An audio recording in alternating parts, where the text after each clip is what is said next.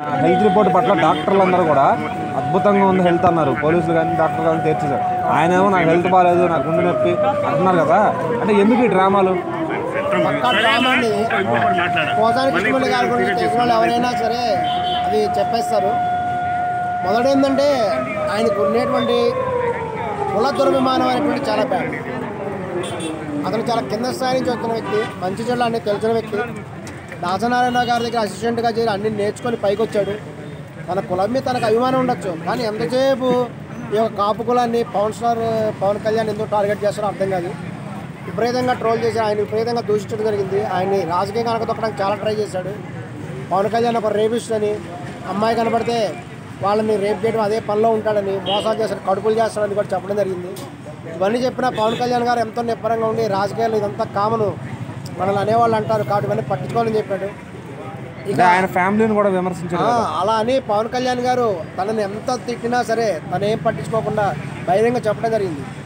దీనితో రెచ్చిపోయినటువంటి పోసాని కృష్ణమురళి వాళ్ళ ఫ్యామిలీని కూడా తిట్టడం జరిగింది. అది కూడా చిరంజీవి గారు అమ్మగారిని తిట్టాడు. అది అతను చేసిన పెద్ద తప్పు, చాలా చాలా పెద్ద తప్పు. అది ఆమె 80 ఏళ్ళ ఆమె తిట్టడం ఏంటి? అసలు ఈయన ఏం బేస్ మీద అసలు ఆమెకి ఈయనకి ఏముంది? 80 ఏళ్ళ ఆమె తిడతాడా? తర్వాత ఈ యొక్క పవన్ కళ్యాణ్ కూతుర్లను కూడా అతను దూషించడం జరిగింది. ఇక్కడ మెగాస్టార్ చిరంజీవి ఖచ్చితంగా కోపం వచ్చి ఉంటుంది.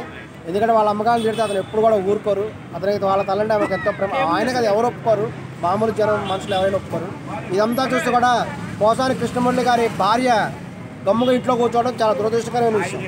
ఆమె ఇప్పుడు బయటకు వచ్చింది, ఆయన అరెస్ట్ అయిన తర్వాత బయటకు వచ్చి ఆయన పోసాని కృష్ణమురళి చాలా అమాయకుడండి, మంచోరండి ఇలా చెప్పడం ఏంటి, ఆయన వదిలేయండి అని చెప్పడం ఏంటి?